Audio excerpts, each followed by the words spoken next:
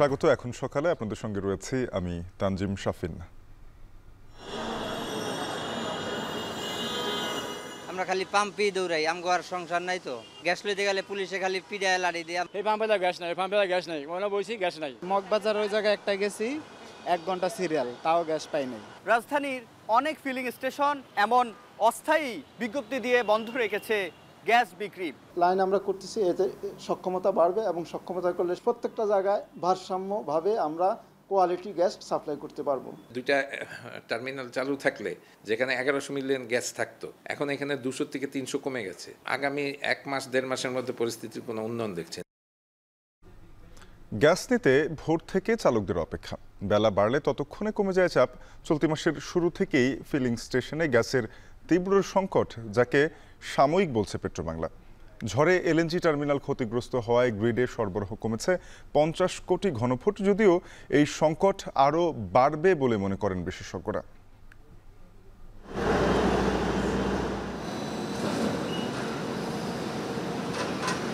আমরা প্রতিদিন প্রায় 3000 থেকে 3500 ট্রাক রিসিভ করতে পারি। সেখানে এখন ট্রাক আসতেছে প্রায় 4500 থেকে 5000। সুতরাং স্বাভাবিকভাবেই ট্রাকের আনলোডিং সময়টা বেড়ে গেছে। এক্সপোর্ট লাইন যেগুলো পোর্টের ভিতরে রেডি হচ্ছে অথবা অফডকে রেডি হচ্ছে, সেগুলো আমরা কিন্তু অন টাইমে পোর্টে শিপমেন্ট করতে পারছি না। চিটং পোর্ট থেকে আমরা সবাইকে চিঠি দিয়ে জানিয়ে দিয়েছি যে তারা এই ঈদের বন্ধটাকে যেন কাজে লাগায়, একটু স্বাভাবিকভাবে সবাই কাজকর্ম করে, যাতে একটা পার্টিকুলার সময়ে যেন এই প্রেশারটা না বাড়ে। ঈদ ঘিরে বিপুল পণ্যের আমদানি রপ্তানির চাপে বেসামাল চট্টগ্রাম বন্দর। শিপিং লাইন 21টি ডিপো সহ প্রায় 5000 গাড়ি আটকা রয়েছে। এই সুযোগে বিভিন্ন রুটে পরিবহন ভাড়া বেড়েছে দ্বিগুণ। তাই একসঙ্গে পণ্য খালাস ও শিপমেন্ট না করতে সংশ্লিষ্টদের চিঠি দিয়েছে বন্দর কর্তৃপক্ষ। এখন সকালে এসব নিয়ে প্রতিবেদন থাকবে, তবে শুরুতেই জানাবো ফিলিং স্টেশনে তীব্র গ্যাস সংকটের খবর। চলতি মাসের শুরু থেকেই গ্যাসের সংকট, যেটি গেল 1 সপ্তাহে আরও ঘনীভূত হয়েছে। গ্যাস সরবরাহ না থাকায় বন্ধ করে দেয়া হয়েছে অনেক ফিলিং স্টেশন। বিপাকে সিএনজি চালিত পরিবহনের চালক মালিকরা। পেট্রোবাংলা এই সংকটকে সাময়িক বললেও বিশেষজ্ঞরা বলছেন এটি আরও বাড়বে। ভাসমান এলএনজি টার্মিনাল ক্ষতিগ্রস্ত হওয়ায় কয়েক মাস থাকবে গ্যাসের এমন সংকট। বিস্তারিত জানাচ্ছেন সিফাত শাহরিয়ার। আমি 500টা ফার্ম ঘুরে আইছি, 2 ঘন্টা গেছে। এই পাম্পে গ্যাস নাই, গ্যাস নাই, মনে বলছি গ্যাস নাই। মাছি 600 টাকা, জমা দিয়ে 1100 টাকা, জমা দেবো না গ্যাস লবো। সিএনজি চালক আজাদের এমন প্রশ্নের যেন কোনো উত্তর নেই। দেশে যারা সংকুচিত প্রাকৃতিক গ্যাস ব্যবহার করে যানবাহন চালান, সবার মনে এমন জিজ্ঞাসা। তিতাসের বেশিরভাগ সংযোগ 40 থেকে 50 বছর পুরনো, যে সংস্কার কাজ চলে বছর জুড়ে।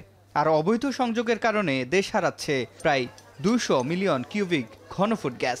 তাই গ্যাস নিয়ে ভোগান্তিও নিত্যসঙ্গী। তবে এবার সে সংকট বেড়েছে আরও। গ্যাস নিতে ভোর থেকে চালকদের অপেক্ষা। বেলা বাড়ার সাথে দীর্ঘ হয় সারি। তবে ততক্ষণে কাঙ্ক্ষিত চাপ থাকে না গ্যাসে। ঘন্টার পর ঘন্টা অপেক্ষা করেও মেলে না প্রয়োজন মতো জ্বালানি। আমরা খালি পাম্পেই দৌড়াই, আমগো আর সংসার নাই তো। আর গ্যাস লইতে গেলে পুলিশে খালি পিড়ায় লাড়ি দিয়ে মহাখালী। মগবাজার ওই জায়গায় একটা গেছি, 1 ঘন্টা সিরিয়াল, তাও গ্যাস পাই নাই, চলে আয়া পড়ছি। 2বার করে লইতে হয় গ্যাস, আমরা লইতে পারতাছি না। লাইন থাকে সিরিয়াল, লাইনে গ্যাস নাই, কইতাছে। চলতি মাসের শুরু থেকেই ফিলিং স্টেশনগুলোতে শুরু হয়েছে গ্যাস সংকট, যেটি গত 1 সপ্তাহে আরও তীব্র হয়েছে। যার কারণে রাজধানীর অনেক ফিলিং স্টেশন এমন অস্থায়ী বিজ্ঞপ্তি দিয়ে বন্ধ রেখেছে গ্যাস বিক্রি। তাতে ভোগান্তিতে পড়েছে গ্যাস কিনতে আসা গ্রাহকরা। জ্বালানির আশায় এক স্টেশন থেকে অন্য স্টেশন ঘুরতে হচ্ছে চালকদের। তাতে কর্মঘণ্টা থেকে বাড়তি সময় বাদ পড়ায় কমেছে আয়।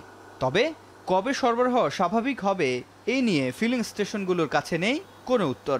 কালকে আমার পুরা দিনে গ্যাস একবার লইছি, লই আমার মালিকের জমা দিয়ে 50 টাকা বাসা গেছি। আমাদের অনেক লস, আমরা টিপ মারতে পারি না। আমার তো গ্যাসের উপরেই সবকিছু ডিপেন্ড করে। গ্যাস না থাকলে তো গাড়ি চলবো না। কিছু পাম্প বন্ধ আছে, সেই পাম্পের গাড়িগুলো আমাদের এখানে আসে। সব জায়গায় এরকমই চলতেছে এখন, মানে কোনো জায়গায় থাকে, কোনো জায়গায় থাকে না, আবার কোনো জায়গায় কোনো সময় থাকে না। এখন পর্যন্ত আমরা ওদিকে কোনো কথা আসেনি, মানে কেন হইতাছে এইসব। পেট্রোবাংলা বলছে সংস্কার কাজের জন্য সাময়িক অসুবিধা হচ্ছে। গ্যাসের চাপ বাড়াতে চেষ্টা করছেন তারা।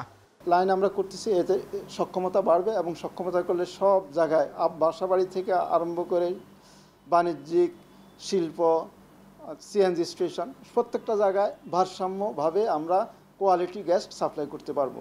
সিএনজি স্টেশন যেটা আছে এটা আমরা চেষ্টা করতেছি প্রেশার বাড়ায়া করার জন্য, তো হয়তো এটা কিছুটা থেকেই যাবে আর কি। তবে বিশেষজ্ঞরা বলছেন সমস্যা আরও গভীরে। মহেশখালীতে ভাসমান এলএনজি টার্মিনালের একটি ক্ষতিগ্রস্ত হয়েছে ঘূর্ণিঝড়ে। তাতে জাতীয় গ্রিডে সরবরাহ কমেছে 50 থেকে 80 কোটি ঘনফুট। সামনের কয়েক মাসে গ্যাস সংকট আরও বাড়ার শঙ্কা জ্বালানি বিশেষজ্ঞদের। গত 3 তারিখে যে আপনাদের একটা ঝড় হয়ে গেল, এই ঝড়ের সময় আঘাত করার পরে ওটা অ্যাসেস করে দেখা গেছে এটা মেরামতের জন্য হয়তো নিয়ে যেতে হবে। এটা আমাদের ব্যবস্থাপনার অভাব এবং কিছুটা প্রাকৃতিক দুর্যোগ।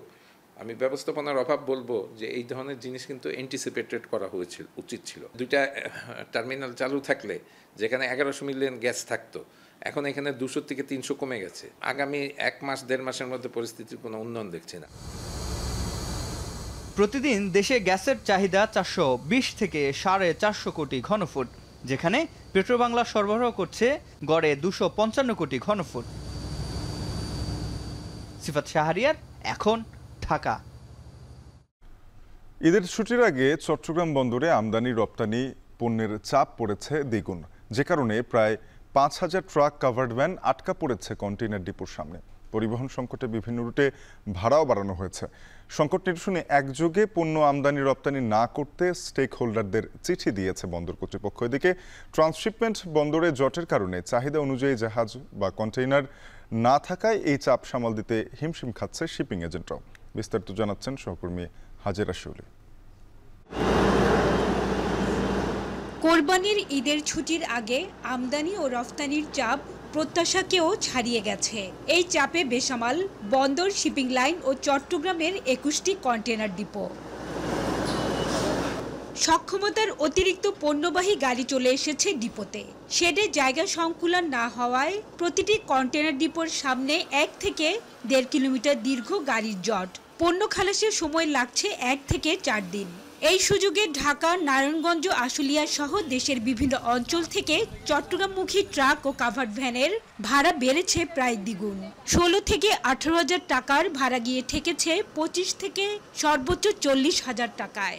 এক এক জায়গা থেকে এক এক রকমের ভাড়া, যেমন ঢাকা থেকে আপনার 21,000ও আসে, কেউ আবার আপনার 30,000ও আসে, 31,000ও আসে, বা কেউ আবার 40,000ও আসে। ডিপোতে গাড়ির জ্যামের কারণে এখানে গাড়ি পাচ্ছে না, বিধে মানে কিছু গাড়ি যেগুলো পাইতেছে এগুলো 12-20 টাকা দিয়ে গাড়ির রেট দিয়ে গাড়ি পাঠাচ্ছে। ডিপোগুলোর যে শেড ক্যাপাসিটি বা ওয়্যারহাউস ক্যাপাসিটি সেটা তো রাতারাতি বাড়ানো সম্ভব নয়। যে শেড ক্যাপাসিটি, সেই শেড ক্যাপাসিটির মধ্যে আমরা প্রতিদিন প্রায় 3000 থেকে 3500 ট্রাক রিসিভ করতে পারি। সেখানে এখন ট্রাক আসতেছে প্রায় 4500 থেকে 5000। সুতরাং স্বাভাবিকভাবেই ট্রাকের আনলোডিং সময়টা বেড়ে গেছে। ঈদে 6 দিন মহাসড়কে পণ্যবাহী গাড়ি চলাচল বন্ধ থাকে। সেই সঙ্গে ব্যাংক, কাস্টমস হাউস সহ আমদানি রফতানির সাথে সম্পৃক্ত অধিকাংশ প্রতিষ্ঠান বন্ধ থাকে। তাই ঝুঁকি এড়াতে ঈদের ছুটির আগেই রফতানি পণ্য জাহাজে তুলতে বেসরকারি কন্টেইনার ডিপোতে পাঠিয়ে দেন রফতানিকারকরা। কিন্তু কন্টেইনার ও জাহাজ সংকটে এত পণ্য একযোগে রফতানিতে হিমশিম খাচ্ছে শিপিং লাইনগুলো। টোটাল আমাদের ভেসেলের যেই রাউটিং, যেই মুভমেন্ট, অন টাইম প্লেসমেন্টটাকে ইম্প্যাক্ট করতেছে। এই কারণে আমরাও দেখা যাচ্ছে এক্সপোর্ট লাইন যেগুলো পোর্টের ভিতরে রেডি হচ্ছে অথবা অফডকে রেডি হচ্ছে, সেগুলো আমরা কিন্তু অন টাইমে পোর্টে শিপমেন্ট করতে পারছি না, যেহেতু জাহাজের সংকট কিছুটা আছে। এই অবস্থায় আমদানি ও রফতানি পণ্য পরিবহনে দৈনিক 8 থেকে 10,000 গাড়ির চাপে বন্দরের অপারেশনাল কাজেও ব্যাঘাত ঘটছে। তাই ঈদের আগে সব পণ্য ডেলিভারি ও রফতানি পণ্য শিপমেন্ট না করতে সংশ্লিষ্টদের চিঠি দিয়েছে কর্তৃপক্ষ। এক্সপোর্টের ক্ষেত্রেও সবাই চায় সামনের বন্ধ থাকবে, এই জন্য তাড়াতাড়ি শিপমেন্ট বা গাড়িগুলো যেন ডিপুতে পাঠাই দেয়। হ্যাঁ, সেই একটা তাড়াতে থাকে সবাই। আমরা আসলে চিটং পোর্ট থেকে আমরা সবাইকে চিঠি দিয়ে জানিয়ে দিয়েছি যে তারা এই ঈদের বন্ধটাকে যেন কাজে লাগায়, একটু স্বাভাবিকভাবে সবাই কাজকর্ম করে, যাতে একটা পার্টিকুলার সময়ে যেন এই প্রেশারটা না বাড়ে। স্বাভাবিক সময়ে চট্টগ্রাম বন্দর থেকে দিনে গড়ে 3000 টিউএস কন্টেইনার ডেলিভারি হলেও বর্তমানে 4.5 থেকে 5000 টিউএস কন্টেইনার ডেলিভারি হচ্ছে। হাজেরা শিউলি, এখন চট্টগ্রাম। ঈদুল আজহাকে কেন্দ্র করে সড়ক মহাসড়কে পশুবাহী ট্রাক থেকে চাঁদা না নিতে কঠোর হুঁশিয়ারি দেয় পুলিশ প্রশাসন। তাতে খামারি ও গৃহস্থরা আশায় বুক বাঁধলেও তাদের সে প্রত্যাশা ভেঙে পড়তে সময় লাগলো না মোটেও। হাটে আসা ট্রাক চালক ও ব্যাপারীরা বলছেন, আগের মতো প্রতিটি স্পটে গবাদি পশুবাহী ট্রাক থামিয়ে চাঁদা নেওয়া না হলেও অনেকগুলো স্পটে থেমে নেই চাঁদাবাজি, যার প্রভাব পড়েছে পশুর দামের উপর, গুনতে হচ্ছে বাড়তি টাকা। আরও জানাচ্ছেন জাবেদ আব্দুল্লাহ। গাছে মিডল 26,000, অগ গাছে মিডল 24,000, ওই 2,000 টাকা করে এক্সেস থাকবে। রহিম তালুকদার উত্তরের জনপথ পাড়ি দিয়ে নগরের হাটে কুরবানির গরু নিয়ে এসেছেন 18টি। 200 থেকে 220 কিলোমিটার পথে প্রতি গরুতে ভাড়া গুনতে হয়েছে 2,000 টাকার উপরে, সাথে যোগ হয়েছে সড়কে নানা স্তরে চাঁদার টাকা। 23, 26, 25 এই ধরনের চালান করে দেয়, আমরা ওই চালান নিয়ে এই হাট সিটির ভিতরে ঢুকি। রহিম তালুকদার কতটা সত্য তথ্য দিলেন এখন তা জানার পালা। পরিবহন চালকরা বললেন অন্তত 10 থেকে 12টি স্পটে দিতে হয়েছে চাঁদা। টাকা ছাড়া তো আর হবে না, বিট দিছে, বিট খরচ দেবে না তারা। এক এক জায়গায় নিচে 500, 700, 300 এরকম নিচে। আরিস্তা ঘাটে ওখানে হয়তো ভাড়া বেশি গতবারের চাইতে, তখন আমরা বললাম এত টাকা ভাড়া, তখন বললো ভাই কিছুই করার নাই, 3,000 টাকা রাইকে হাইরা যা তাই। দেশের নানা জেলা থেকে আগত ব্যবসায়ী ব্যাপারীরা বললেন, পথে পণ্যবাহী ট্রাক চলতে অনেকেই বাধা সৃষ্টি করেছে, যেন তাদের পছন্দসই হাটে গরু নামানো হয়। ওদের হাটে উঠাবে, তো আমরা বললাম না, আমার যে যারা লোকজন ছিল তারা বলছে না, আমরা তো তেজগাঁতে নিয়ে যাব। পরে গরু সাইড করে পরে ওখান থেকে 999-এ ফোন দিয়ে পুলিশ আমাদেরকে বাড়াতে সহযোগিতা করে। রাতে ঢাকার অন্তত 3টি হাট ঘুরে জানা গেল বিভিন্ন রুট বা পয়েন্টে চাঁদাবাজ চক্র 400 থেকে 1,000 টাকা পর্যন্ত চাঁদা আদায় করছে। তাদের দাবি করা চাঁদা দেওয়া না হলে পড়তে হচ্ছে হয়রানিতে। টাকা তো আমরা দিতে বাধ্য, আমাদের গরু এদিকে গরু নিয়ে অস্থির, সকালে আসি খাপাইছে, রোদের মধ্যে আসি, আমরা তো আরো 5,000 লাগলে আমরা দিয়ে জায়গা আসতাম। অনেক সময় হাট মালিকের সাথে কথা বলে গাড়ি আনা লাগে ছাড়ায়। তারপরে ব্যাপারীদের অভিযোগ, সড়ক মহাসড়কে প্রভাবশালী ব্যক্তি, পরিবহন শ্রমিক নেতা পশুবাহী ট্রাক থেকে চাঁদা আদায় করছে। চাঁদার এ টাকা গরুর দামের সঙ্গে যোগ করায় উচ্চ মূল্যের বোঝা ক্রেতাদের ঘাড়ে গিয়ে পড়ছে বলে মনে করেন তারা। গরুর দাম আছে, গরু হাটে ঘুরলাম, ছাড়তেছে না, দাম চাইতেছে অনেক। এটা থেকে আরো বড় গরু দেখা হয়েছে, মানে ওইগুলো দামে বনে নেয়, আর এই জন্য আর কি এটা পছন্দ হয়েছে, এটা নিয়ে নি। আমরা যে দামে চাইতাছি আর কি কিছু কম কইতাছে, তবে ইনশাল্লাহ কাস্টমার আছে অনেক। চালান দামে লাভ নেই, তবে দূরে বেচা হয়েছে আর কি। ঢাকায় 2টি স্থায়ী হাট সহ মোট 22টি হাট রয়েছে। প্রতি বছর দেশে 1,07 লাখ পশু জবাই করা হয়। উদ্বৃত্ত থাকে 20 থেকে 25 লাখ পশু। হাটগুলোতে এবারও হাসিল বা কর আদায় করা হচ্ছে 5% হারে। মৎস্য ও প্রাণী সম্পদ মন্ত্রণালয়ের তথ্য বলছে, প্রতি বছরের ন্যায় এবারও উদ্বৃত্ত থাকবে কুরবানিযোগ্য পশু। অপরদিকে প্রান্তিক খামারিরা বলছেন, গোখাদ্যের দাম, খামার পরিচালনা ব্যয় আর পরিবহন খরচ মেটাতে হিমশিম খেতে হচ্ছে তাদের। এমন বাস্তবতাকে সঙ্গী করে এই মধ্যরাতেও হাটগুলো থেকে পছন্দের পশু ক্রয় করে নিচ্ছেন নগরবাসীরা। জাবেদ আব্দুল্লাহ, এখন, ঢাকা। কোরবানির হাটে কদর কমেছে অতি মোটাতাজা ও বড় আকৃতির গরুর। এর কারণ হিসেবে স্টেরয়েড ইনজেকশন প্রয়োগ করে গরু মোটাতাজা করাকে দায়ী করছেন ব্যাপারীরা। এদিকে খামারে স্টেরয়েড ইনজেকশন প্রয়োগ করা হয় না বলে দাবি ডেইরি ফার্মার্স অ্যাসোসিয়েশনের। চিকিৎসকরা বলছেন, কৃত্রিমভাবে মোটাতাজা করা এসব প্রাণীর মাংস খেলে শরীরে দীর্ঘমেয়াদী নেতিবাচক প্রভাব পড়তে পারে। বিস্তারিত দেলোয়ার হোসাইন দোলনের প্রতিবেদনে। রাজধানীর হাটে এভাবেই চলছে কৃত্রিম উপায়ে গরু মোটাতাজাকরণ। এখন টিভির ক্যামেরায় ধরা পড়েছে এমন দৃশ্য। গত কয়েক বছর ধরে এ কারণে আকারে ছোট কিংবা মাঝারি দেশি গরুর কদর বেড়েছে কোরবানির হাটে। ক্রেতারাও মনে করে বড় গরু মানেই কৃত্রিমভাবে মোটাতাজা করা হয়েছে। গরুর ট্যাবলেট খাওয়াইতেছে, আমি জিজ্ঞেস করলাম যে এটা কিসের ট্যাবলেট, বলতেছে যে ট্রাকে করে গরু আসছে, এটা 20 ব্যথার ট্যাবলেট। আমি বললাম যে এত বড় ট্যাবলেটের জন্য 1 মাস 1.5 মাস আগে তো ইঞ্জেকশনগুলি দিয়ে রাখে এরা বড় গরুগুলির ক্ষেত্রে। ছোট গরুর ক্ষেত্রে এগুলি হয় না। যেগুলো মেডিসিন খাওয়াইছে, এগুলোর কোনো পরীক্ষা করার ব্যবস্থা আছে কিনা আমরা তো এটা বলতে পারবো না। হ্যাঁ, অনেক গরু গত বছরও মারা গেছে। এমন অবস্থায় অনেক খামারি বিপাকে পড়েছেন। এ যেমন কুষ্টিয়া থেকে রাজধানীর বছিলাহাটে নিয়ে আসা কালো মানিক সবার দৃষ্টি কাড়লেও কপালে চিন্তার ভাঁজ খামারি রমজানের। রমজানের যত্নের যেন শেষ নেই কালো রঙের সুঠাম দেহের অধিকারী হওয়া ষাঁড় গরুটির। যারা বড় ফার্ম দেয় তারা এগুলো ইনজেকশন ব্যবহার করে এবং তারা বিভিন্ন রকমের মেডিসিন দেয়, কিন্তু আমরা যখন একে শখ করে পুষি তখন আমরা এই মেডিসিনটা ব্যবহার করি না। রমজানের মতো অনেক খামারি এখন বড় গরু এনে বিপাকে পড়েছেন। এজন্য এক শ্রেণীর খামারির অতিলোভকে দায়ী করছেন ব্যাপারীরা। মোটা ইঞ্জেকশন দেয়, মোটা বড়ি খাওয়ায়, আর আমাদের গরুতে কোনো নাই। তাদের ক্যারিং কস্ট বেশির কারণে তারা কেমিক্যাল এবং বিভিন্ন রকম ফিড জাতীয় গরু মোটা তাজাকরণ করে থাকে। নড়ে চড়ে না পুষ্ট ওইগুলো হচ্ছে সুই দেওয়া থাকে, বুঝেছেন। আর যেগুলো দেখা যাচ্ছে চাষি আমাদের গরু যেগুলো ওগুলা গায়ে হাত দিলে ধরো ওরা নেচে ওঠে। ভালো এমনি খাদ্য দিলে গরু তাজা হয়, কিছু লোক হয়তো খারাপ খাদ্য খাওয়াই গরু তাজা করে, এটাও ঠিক।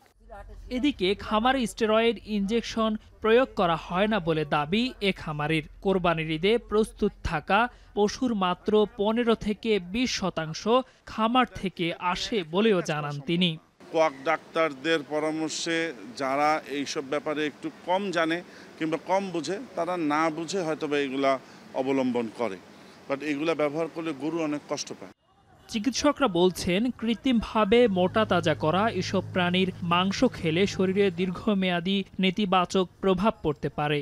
এর মধ্যে শরীরে পানি জমে যাওয়া, রোগ প্রতিরোধ ক্ষমতা কমে যাওয়া সহ নানা সমস্যা দেখা দিতে পারে।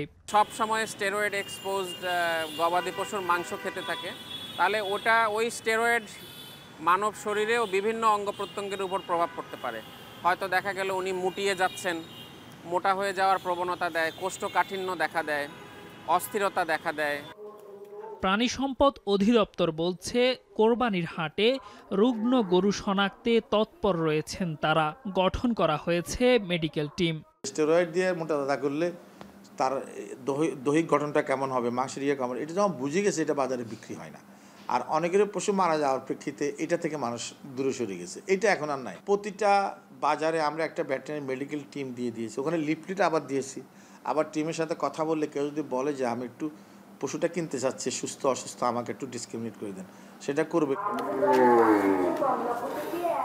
আল্লাহর সন্তুষ্টি লাভের আশায় বান্দা কোরবানি দিয়ে থাকেন, তবে এই কোরবানির অন্যতম শর্ত পশুর বয়স এবং সুস্থতা। এদিকে প্রাণী সম্পদ মন্ত্রণালয়ের দেওয়া তথ্য বলছে এবছর কোরবানির জন্য প্রস্তুত রয়েছে 1,30,00,000 পশু, যা গত বছরের তুলনায় প্রায় 4.5 লাখ বেশি। দেলোয়ার হোসেন দোলন, এখন ঢাকা। দেশের দ্বিতীয় বৃহত্তম চামড়ার মোকাম নাটোরের চক বৈদ্যনাথে কোরবানির পশুর চামড়া কেনার প্রস্তুতি নিয়েছেন 2 শতাধিক ব্যবসায়ী। এদের আগে ট্যানারি মালিকদের কাছ থেকে বকেয়া টাকা পেলে প্রস্তুতি আরও ভালো হবে বলে জানান তারা। তবে লবণের বাড়তি খরচ বাড়াতে পারে চামড়া সংরক্ষণের দাম। এদিকে এবারে প্রথম চামড়া সংগ্রহের পর সংরক্ষণের জন্য মাদ্রাসাগুলোয় বিনামূল্যে লবণ সরবরাহ করেছে জেলা প্রশাসন। মাহবুব হোসেনের প্রতিবেদন, ছবি তুলেছেন জাহিদুল ইসলাম সুমন। বছরের মোট চাহিদার অন্তত 50% চামড়া সংগ্রহ হয় এই কুরবানি ঈদে। এর মধ্যে 20 থেকে 25% চামড়া সরবরাহ করে নাটোরের চক বৈদ্যনাথের এই আড়তগুলো থেকে। তাই তো ঈদের দিন থেকে চামড়া সংগ্রহের জন্য ব্যাপক প্রস্তুতি গ্রহণ করছেন এখানকার 2 শতাধিক ব্যবসায়ী। ঢাকার বাহিরে সবচেয়ে বেশি চামড়া মজুদ হয় উত্তরের জেলা নাটোরের চক বৈদ্যনাথের এই আড়তগুলোয়। দেশের উত্তর দক্ষিণাঞ্চল সহ অন্তত 25 থেকে 30টি জেলার কাঁচা চামড়া আসে এখানে। বর্তমানে শুনশান অবস্থা বিরাজ করলেও কোরবানি ঈদের দিন বিকেল থেকে চামড়ার আড়তগুলো ভরে উঠবে কোলাহলে। ভালো মানের চামড়া পাওয়া যায় বলেই চক বৈদ্যনাথের আড়ত থেকে বছর জুড়ে চামড়া সংগ্রহ করেন ট্যানারি মালিকরা। তবে চাহিদার সিংহভাগ চামড়া সংগ্রহ হয় কোরবানি ঈদে। এতে জমে ওঠে বেচা কেনা। ঈদের আগে ট্যানারি মালিকদের কাছ থেকে বকেয়া টাকা পেলে প্রস্তুতি আরও ভালো হবে বলে জানান এখানকার ব্যবসায়ীরা। আমাদের বিগত যে টাকাগুনা কোম্পানিদের কাছে বকেয়া আছে, অন্যায় আছে, যদি টাকাগুনা যদি চামড়া পট্টি ব্যবসায়ীরা যদি না পায় তাহলে বড় একটা ক্ষতির সম্মুখীন হবে। আশা করব কোম্পানিরা ঈদের আগে পেমেন্ট আমাদের দিলে আমরা প্রস্তুতি আরও ভালো করে নিতে পারবো। সম্প্রতি কাঁচা চামড়ার দাম বেঁধে দিয়েছে বাণিজ্য মন্ত্রণালয়। ঢাকার বাইরে গরু 50 থেকে 55 টাকা বর্গফুট আর খাসির চামড়া 15 থেকে 18 টাকা। এছাড়া বকরি সহ অন্যান্য পশুর চামড়ার দাম 12 থেকে 15 টাকা। তবে এবারও লবণ সিন্ডিকেটের কাছে জিম্মি কাঁচা চামড়ার ব্যবসায়ীরা। নাটোরে চাহিদার 75 টন লবণের বিপরীতে মজুদ রয়েছে 100 টন। তারপরও বাড়তি দাম, এতে চামড়া সংরক্ষণে খরচ বাড়ার শঙ্কা ব্যবসায়ীদের। গতবার লবণ ছিল 1050, এবার 1100 থেকে 1150, মানে 17 টাকা কেজি। যদি লবণটা একটু কম দামে হতো তাহলে আমাদের চামড়াগুলা আমরা একটু পড়তা কমাইতে পারতাম। গত বছরের তুলনায় এবছর বেশি পশু কোরবানির আশা চামড়া ব্যবসায়ী সমিতির নেতাদের। এতে বাড়বে কাঁচা চামড়ার সরবরাহ। তাই এবার ঈদে গরুর চামড়া 1.5 থেকে 2 লাখ পিস আর খাসি বকরি সহ কোরবানির অন্যান্য পশুর চামড়া 2 থেকে 2.5 লাখ পিস সংগ্রহের লক্ষ্যমাত্রা নির্ধারণ করেছেন ব্যবসায়ী নেতারা। আল্লাহর রহমতে ইনশাল্লাহ সব দিক দিয়ে যদি পরিস্থিতি ঠিক থাকে তাহলে আমরা ভালোভাবে কেনাবেচা করে উঠব। এছাড়া প্রতি বছর কোরবানির পশু চামড়া সংগ্রহ করে স্থানীয় মাদ্রাসাগুলো, কিন্তু কাঁচা চামড়া বিক্রি করতে গিয়ে পানির দামে বিক্রি করতে হয় তাদের। তাই এবার কাঁচা চামড়া সংগ্রহের পর লবণজাত করতে মাদ্রাসাগুলোতে বিনামূল্যে লবণ সরবরাহ করেছে জেলা প্রশাসন। নাটোরের যে মাদ্রাসাগুলো রয়েছে, এতিমখানাগুলো,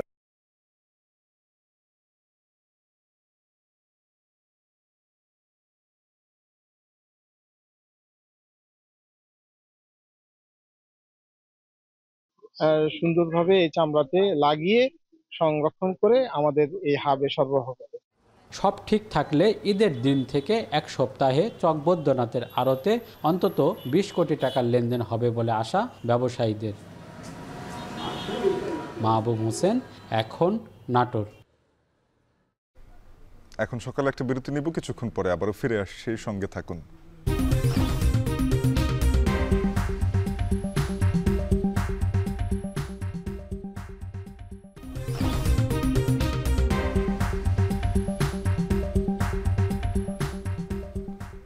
ফিরে এলাম বিরতির পর, দেখছেন এখন সকাল। এবারে বাড়ি ফেরার খবর জানাবো। ঈদযাত্রার তৃতীয় দিনে বাস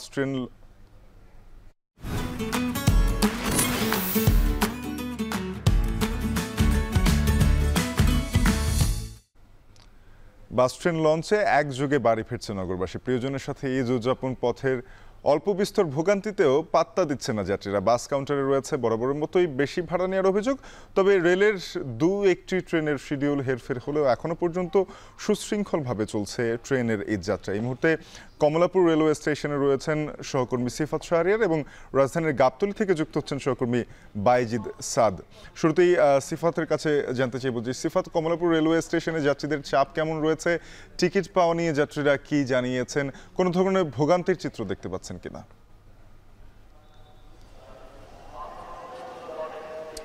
শাফিন, যেহেতু তৃতীয় দিনের যে ঈদযাত্রা সেটি শুরু হলো সকালবেলা, এবং আমরা যেটি দেখেছি আজকে একেবারে ভোর থেকেই অনেক বেশি যাত্রী চাপ। যেহেতু আজকে ছুটির দিন, গতকাল সবশেষ অফিস করেছেন যারা, তারা আজকে যাওয়ার চেষ্টা করেছেন, কিংবা যেহেতু 10 দিন আগে আগাম টিকিট কেটেছেন রেলের, সেক্ষেত্রে আজকে যারা টিকিট যারা কেটেছেন তারাই যাচ্ছেন। এবং ভোর থেকে যেই ট্রেনের যে চাপ সেটি আপনাকে একটু দেখাতে চাই। একেবারে আমরা যে টিকিট যে চেকিং যেখানে হচ্ছে সেখানে আছে, এক্সিট যে গেটটি রয়েছে তার ভেতরে এন্ট্রি যারা করছেন তাদের এখানকে প্রবেশ করার ক্ষেত্রে কয়েক ধাপে তাদেরকে আসলে যে চেকিং ব্যবস্থা সেটি করা হচ্ছে। এবং দেখতে পাচ্ছেন এখানে রেলওয়ে যারা কর্মকর্তা রয়েছেন, দুপাশ থেকেই যারা চেকাররা রয়েছেন তারা সেটি পর্যবেক্ষণ করছেন, এবং যাদের টিকিট আছে শুধুমাত্র তারাই যেতে পারছেন শাফিন। এবং রেলওয়ে কর্তৃপক্ষ বরাবরের মতোই বলছেন যাতে যাদের টিকিটবিহীন কোনো যাত্রী ভ্রমণে করতে পারবেন না। এবং এই যে সকাল 7:30টায় তখন তিস্তা এক্সপ্রেস প্রথম ট্রেন, তারপরেই 7:30 তিস্তা এক্সপ্রেস যেটি ইতোমধ্যে 2 নম্বর প্ল্যাটফর্মে চলে এসছে, এবং 5 নম্বর প্ল্যাটফর্মে রয়েছে মহানগর প্রভাতী যেটি চট্টগ্রাম উদ্দেশ্যে 7:45টায় চলে যাবে। তারপরেই শহরতলির 14 নম্বর প্ল্যাটফর্ম থেকে যাবে খুলনা গামী সুন্দরবন এক্সপ্রেস, যেটি পদ্মা সেতু হয়ে যাবে মোহনগঞ্জ মহুয়া কমিউটার রয়েছে, যেটি 8:30টার দিকে যাবে। বুড়িমারি এক্সপ্রেস যেটি রয়েছে লালমনিরহাটের 8:30টার দিকে যাবে। অর্থাৎ এই যে ট্রেনগুলো রয়েছে সেগুলোর যে প্রথম 3টি রয়েছে যেগুলোর নাম বলছিলাম সেগুলো ইতিমধ্যে প্ল্যাটফর্মে চলে এসেছে এবং রংপুর এক্সপ্রেস রয়েছে যেটি 9:10 যাবে। এবং দেখতে পাচ্ছেন এখানে যারা নিরাপত্তা কর্মীরা রয়েছেন আরএনবির, অর্থাৎ যারা রেলওয়ের রয়েছে, সেই সাথে যারা এখানে টিকিট ব্যবস্থাপনার সাথে আছে, তারা কিন্তু চেক করে তারপরে কিন্তু প্রবেশ করতে দিচ্ছেন। এবং স্ট্যান্ডিং যে টিকিট 25% সাফিন, সেটি তো কেনার যে ব্যবস্থা সেটি থাকছে প্রত্যেকটি ট্রেনের ঠিক 2 ঘন্টা আগে, যাত্রা 2 ঘন্টা আগে টিকিট কাটার যে সুযোগ সেটি থাকছে। এবং আমরা যেটি দেখছিলাম এটি যেটি রয়েছে এটি দ্বিতীয় ধাপ। এর আগেও শুরুতেই যারা আইনশৃঙ্খলা বাহিনী রয়েছে তারা যাদের হাতে টিকিট প্রদর্শন যারা করতে পারছেন না তাদেরকে প্রবেশ করতে দেওয়া হচ্ছে না। এবং তৃতীয় দিনে আজকেই সবচেয়ে বেশি মানুষ যাওয়ার চেষ্টা করছে রেলওয়েতে, এবং রেলওয়ে কর্তৃপক্ষ যেটি বলছে আজকে 1.5 লাখের বেশি মানুষ এই রেলওয়ে অর্থাৎ রেলপথে বাড়ি ফিরবে। তো সাফিন, এই ছিল আমার কাছে কমলাপুর থেকে সবশেষ। আমরা রেলযাত্রার খবর জানছিলাম। সাজান আহমেদ, যে সিফাত বলছিলেন যে আজকে সবচেয়ে বেশি সংখ্যক মানুষ ঘরমুখী রয়েছেন এই যাত্রার তৃতীয় দিনে ট্রেনে, সেটি বাসেও কি একই রকম চিত্র কিনা? সেখানে অতিরিক্ত ভাড়া বা বাসের সংকট, যেহেতু অনেক যাত্রী, বাসের সংকটের কোনো চিত্র দেখতে পাচ্ছেন কিনা?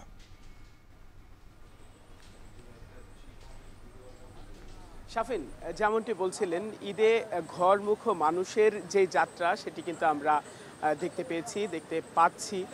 যারা স্বজনের কাছে ফিরে যাবেন তাদের চোখে মুখে কিন্তু আনন্দের ছাপ, কেননা আমরা এই আসার সময় দেখতে পেয়েছি যে এখানে কিন্তু একটি যানজটের সৃষ্টি হয়েছে। আমরা টেকনিক্যালের মোড়ে আছি, এখানে এসে আমরা যেমনটি দেখতে পেয়েছি যানজট থাকলেও এখানকার যারা যাত্রীরা রয়েছেন তারা কিন্তু বলছেন যে এটি তাদের কাছে কষ্টের কিছু নয়, কেননা ঈদে বাড়ি ফেরার যে আনন্দ সেটির কাছে কিন্তু এটি হার মানাচ্ছে বলে তারা আমাদেরকে জানিয়েছেন। সেই সাথে অতিরিক্ত ভাড়ার কথা যেটি বললেন, অতিরিক্ত ভাড়াটা কিছুটা স্বাভাবিকই থাকে, কেননা ভাড়া নেওয়াটা বরং যাত্রীরা বলছেন যে এই সময়টাতে আমাদের টিকিট পাওয়াটাই দায়, এজন্য দেখা গেছে তারা যদি অতিরিক্ত ভাড়াও চায় সেক্ষেত্রে আমাদের কিছু করার থাকে না। এবং এই সুযোগটাই কিন্তু বাস মালিক যারা রয়েছেন বা চালকরা রয়েছেন তারা কিন্তু নিয়ে থাকেন। এবং সেই সাথে সাথে জানিয়ে রাখতে চাই, যেহেতু পদ্মা সেতু উদ্বোধনের পরেই কিন্তু এই জায়গাটিতে মূলত চাপ কমে গিয়েছে, আর সেই সাথে যেহেতু আজ এবং আগামীকাল থেকে গার্মেন্টসগুলো ছুটি হতে থাকবে এবং ছুটির পর থেকে কিন্তু এখানে চাপ যেটি রয়েছে সেটি আরও বেড়ে যাবে বলে আমরা জানতে পেরেছি। সেই সাথে আমরা আইন শৃঙ্খলা বাহিনী যারা রয়েছেন, রক্ষাকারী বাহিনী, তাদের বেশ তৎপরতা দেখেছি এখানে। তারা যেমনটি বলছেন যে ঈদে যাত্রাপথে কারো দেওয়া খাবার যেন কেউ না খায় এবং তারা যেন সাবধানে যেতে পারে, সেজন্য চালকদের কাছেও কিন্তু যারা আইন শৃঙ্খলা রক্ষাকারী বাহিনী রয়েছেন তারা গিয়ে কথা বলছেন যে নিরাপদে যাতে যাত্রীদেরকে তারা তাদের গন্তব্যে পৌঁছে দেয় সেটিও কিন্তু তারা জানাচ্ছেন। আমরা দেখেছি যে বাস সংশ্লিষ্টরা বলছেন যে বেশি ভাড়া নেওয়ার যে কারণটি, তারা যে তাদের যুক্তিটা দিচ্ছেন সেটি হলো যে তারা যখন যাচ্ছেন তখন কিন্তু একটি ভাড়া নিয়ে যাচ্ছেন এবং আসার পথে কিন্তু তারা দ্বিতীয়বার সেই ভাড়া পাচ্ছেন না, বা যাত্রী কিন্তু দ্বিতীয়বার তারা পাচ্ছেন না। এ কারণেই মূলত ভাড়াটা বেশি নেওয়া হচ্ছে বলে তারা আমাদেরকে জানিয়েছেন। অন্যদিকে যাত্রীরা কিন্তু এই ভাড়া বেশির বিষয়ে তাদের বেশ আপত্তি আমরা ওভাবে দেখতে পাইনি, কেননা দেখা গেছে তারা এই বিষয়টার সাথে অভ্যস্ত হয়ে গেছেন যে বাড়ি ফিরতে হলে ঈদের সময় কিছুটা বেশি ভাড়া দিয়ে যেতে হবে এবং এই যানজট পোহাতে হবে, এটির জন্য কিন্তু তারা মোটামুটি প্রস্তুতি নিয়েই বের হয়েছেন। এই ছিল আমার কাছে সবশেষ। হাজারো প্রতিকূলতার মাঝে বিশ্বের সর্বাধুনিক প্রযুক্তি আর আন্তরিক সেবা নিয়ে আমরা তৈরি। বিআরবি হসপিটালস লিমিটেড, কাঙ্ক্ষিত সেবার ঠিকানা। আরো খবর নিয়ে ফিরবো এখন সকালে একটা বিরতির পর, সঙ্গে থাকুন।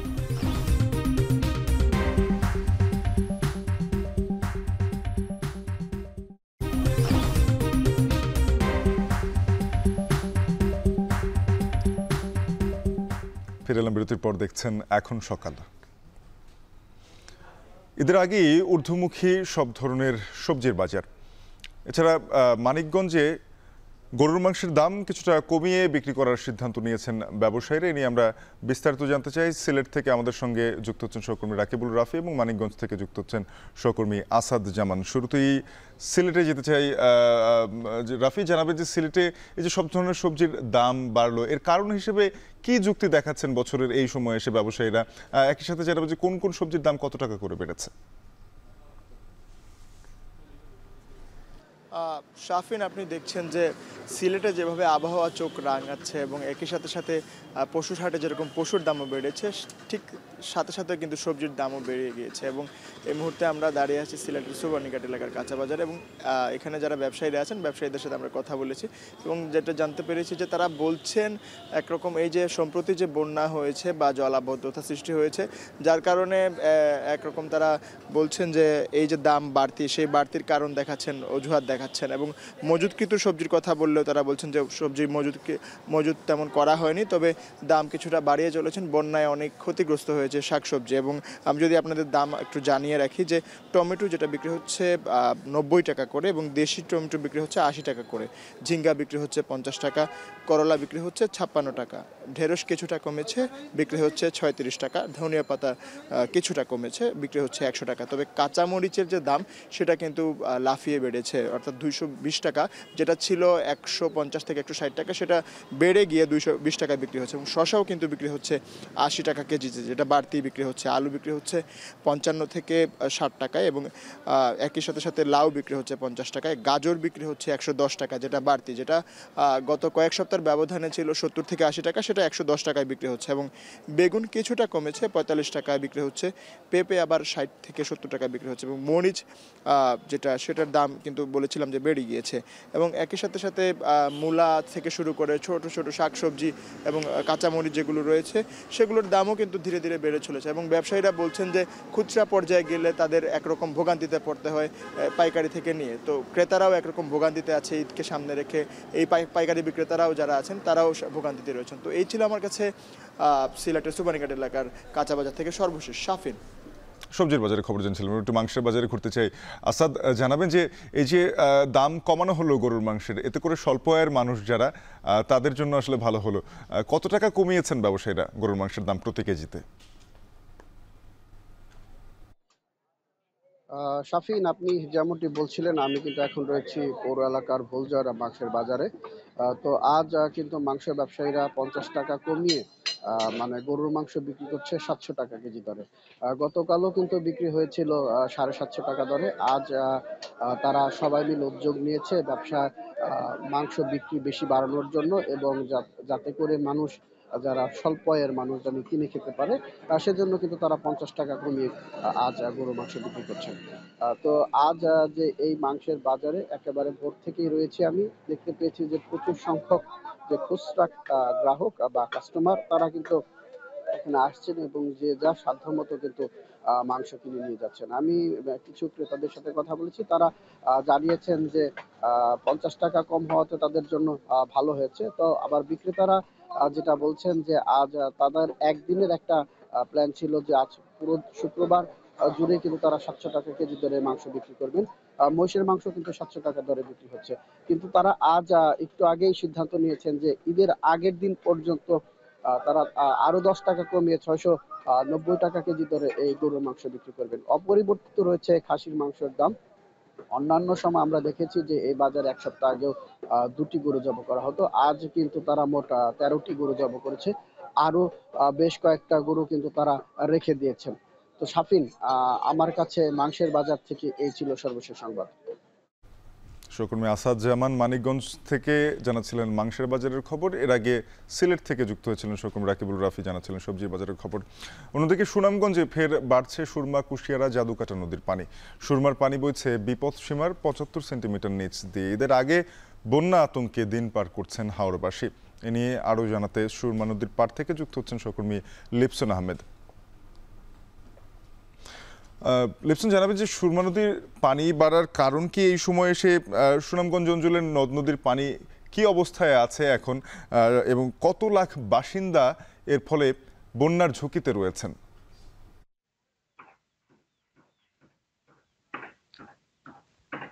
শাফিন, যদি বলি সুনামগঞ্জে কিন্তু গত দুদিন ধরে বৃষ্টি হচ্ছে, অর্থাৎ সুনামগঞ্জে বৃষ্টিতে কিন্তু এই অঞ্চলে যে নদ নদীগুলো রয়েছে সেই নদ নদীর পানি আসলে তেমন বৃদ্ধি পায় না। তবে 2 দিন ধরে কিন্তু ভারতের যে চেরাপুঞ্জি রয়েছে সেখানেও প্রচুর বৃষ্টি হচ্ছে, যার ফলে কিন্তু সুনামগঞ্জের সুরমা, কুশিয়ারা, জাদুকাটা কিংবা বওলাই এই সকল নদীর পানি কিন্তু দ্রুত বৃদ্ধি পাচ্ছে, যার ফলে কিন্তু এই অঞ্চলে অর্থাৎ সুনামগঞ্জের 20 লাখেরও বেশি মানুষ কিন্তু ঈদের আগে অর্থাৎ ঈদের যে আনন্দ সেটাতেও কিন্তু বাটা পড়েছে, কারণ তারা আতঙ্কে রয়েছেন। কারণ 2022 সালে ঠিক এই দিনে কিন্তু সুনামগঞ্জে বৃষ্টিপাত শুরু হয়েছিল, সেই সাথে ভারতের চেরাপুঞ্জিতে বৃষ্টিপাত শুরু হয়েছিল। ফলে কিন্তু ঠিক 2 দিন পর অর্থাৎ 16 জুন কিন্তু সুনামগঞ্জে ভয়াবহ বন্যা পরিস্থিতির সৃষ্টি হয়, যার ফলে এই অঞ্চলের প্রায় 25 লাখেরও বেশি মানুষ কিন্তু আসলে পানিবন্দী হয়ে পড়েন। সেই সাথে যদি বলি যে পানি উন্নয়ন বোর্ড যেটি বলছে যে ইতিমধ্যে কিন্তু সুনামগঞ্জে সুরমা নদীর পানি বিপদসীমার 75 সেন্টিমিটার নিচ দিয়ে প্রবাহিত হচ্ছে। অর্থাৎ যদি চেরাপুঞ্জিতে বৃষ্টিপাত অব্যাহত থাকে তাহলে কিন্তু সুনামগঞ্জের যে 26টি নদী রয়েছে সেই নদীর পানি কিন্তু দ্রুত বৃদ্ধি পাবে, এমনকি এই পানি কিন্তু লোকালয়ে প্রবেশ করতে পারে। সেই সাথে যদি বলি যে প্রতিনিয়ত যেভাবে আসলে পানি বাড়ছে এতে কিন্তু আতঙ্কেই সময় পার করছেন এই অঞ্চলের বাসিন্দারা। শাফিন, আবারও বন্যা আতঙ্কে সুনামগঞ্জের হাওরবাসী সেই খবর জানাচ্ছিলেন সহকর্মী লিপসন আহমেদ। এখন সকালে আরও একটা বিরতি নিচ্ছে, কিছুক্ষণ পরে ফিরে আসছে, আবারও সঙ্গে থাকুন।